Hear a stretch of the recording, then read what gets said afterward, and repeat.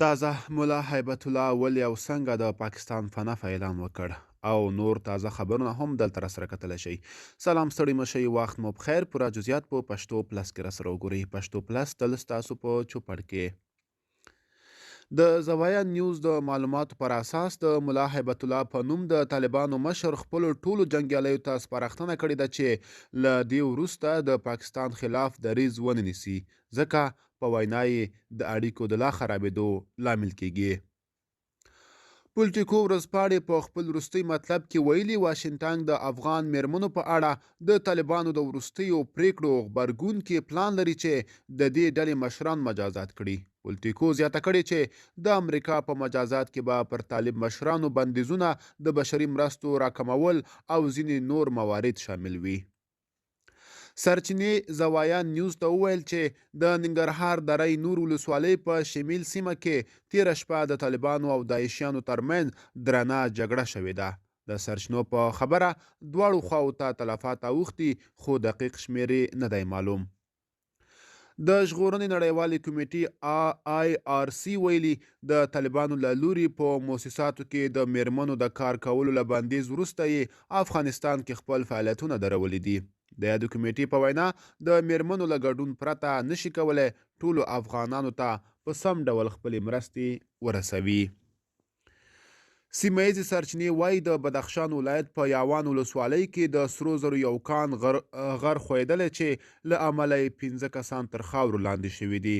د سرچینو په وینا تر خاورو لاندې کسان د ژغورنې هڅې پیل شوي دي. د طالبانو د لوړو زده کړو وزیر ندا محمد ندیم وایي زموږ له حاکمیت وړاندې افغانستان کې فحشا په اوج کې وه، میرمنې کلپونو ته تللې او دا زه نشم برداشت کولی. د هغه په خبره خلک دې په ټویټر کې ماته نصیحت نه کوي، د هیڅ چا پروا نه لرم او اسلامي نظام به په ټولو معنا عملي کوم. زوایا نیوز معلومات ترلاسه کړي چې د پاسپورت ریاست مرستیال ملا رحیم په خپل کور کې د کمیشنکارۍ مرکز پرانیستی. د نوموړي کسان د همدلته له خلکو اسناد ټولوي او پرې احکام ورکوي.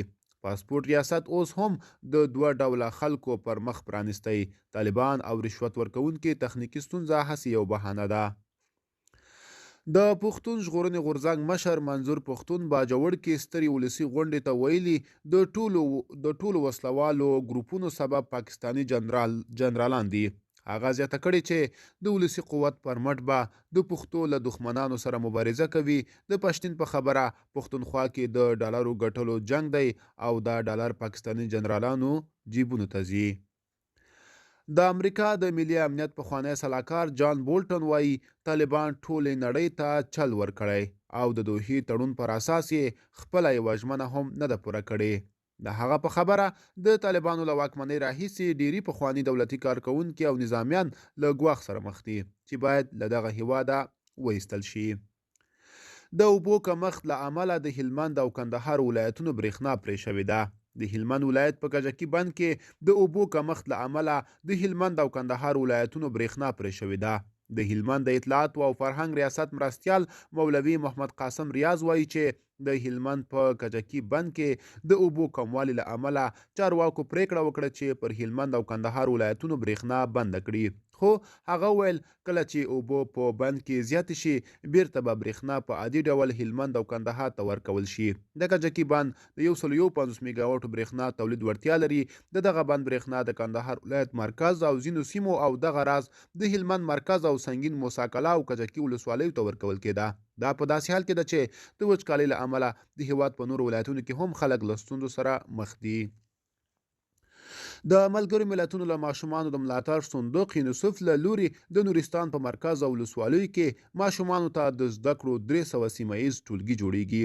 د یاد ولایت د پوهنې رئیس محمد مطمئن وایي دغه 300 سیمه ییز ټولګي به د نورستان په مرکز او شپږو ولسوالیو کې د راتلونکو 1402 کال پورې په وری میاشت کې پیل شي. د قانون او پټرولیم سرپرست وزیر وایي چې اسلامي امارت تر هر چا د علم او پوهې په ارزښت ښه پوهیږي. نوموړي چې نن یې په کابل کې یوې غونډې ته خبرې کولې وویل چې افغانستان اوس مهال په ګڼو برخو کې مسلکي کسانو ته اړتیا لري او دا اړتیا دوی تر هر چا ښه احساسولی شي. د ویل د ستونزو د هواري لپاره هڅې روانې دي او یې معقولې او دایمي حل لارې باندې کار روان دی، داسې چې شرعي احکام او د خلکو کلتور سره مطابق ولري. د هلمند صنعتي فابریکو کې 3000 کسانو ته د کار زمینه برابره شوې. په هلمند ولایت کې د وروستیو 3 میاشتو پر مهال څه باندې 40 فعالو شویو فابریکو له 3000 ډیر کسانو ته د کار زمینه برابره شوې ده. هلمند په تیرو 20 کلنه جګړه کې یو له ناامنو ولایتونو څخه ګڼل کېده چې د نورو برخو ترڅنګ صنعت او سوداګري هم پکې نږدې په ټپه درېدلې وه. د ریاست الوزرا اقتصادي مرستیال ملا عبدالغني برادر د آمو سیند حوزوي د تیلو د استخراج د تړون په مراسمو کې چې یوې چینایي کمپنۍ ته ګټلې دي، له دې کمپنۍ غوښتنه وکړه چې تیل دې له نړیوالو معیارونو سره سم استخراج شي او په دې برخه کې یې د دولتي بنسټونو د همکارۍ ډاډ ورکړ.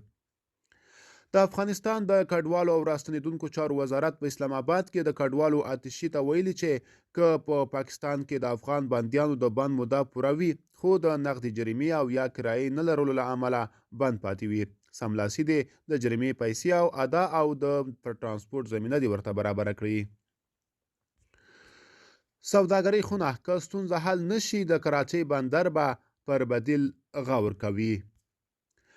د افغانستان د سوداګرۍ او پانګونې خونې مسؤلین وایي چې که په کراچۍ بندر کې د افغان سوداګرو ستونزه حل نشي نو دوی به اړ شي چې بدیله لاره غوره کړي. بلخوا د مالیې وزارت وایي پاکستان د ټرانزیټي اصولو خلاف د افغانستان پر ټرانزیټي مالونو ځینې محدودیتونه لګولي دي، خو پکار ده چې د محدودیتونو وضع کولو پر ځای د اسانتیاو رامنځته کولو هڅې وکړي.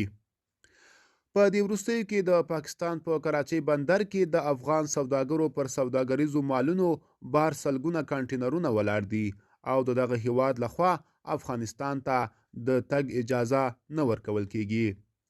د سرچینو په وینا پاکستان د محدودیتونو وضع کولو پر ځای د اسانتیاو رامنځته کولو هڅې وکړي ترڅو د نړیوالو اصولو او ښه ګاونډیتوب په فضا کې دواړو هیوادونو مثبتې سوداګریزې اړیکې ولري. د افغانستان په 15 ولایتونو کې د واورې او سخت باران اټکل شوی. په افغانستان کې د هوا پیژندنې ادارې په 15 ولایتونو کې د واورې او سخت باران په اړه خبرداری ورکړی دی.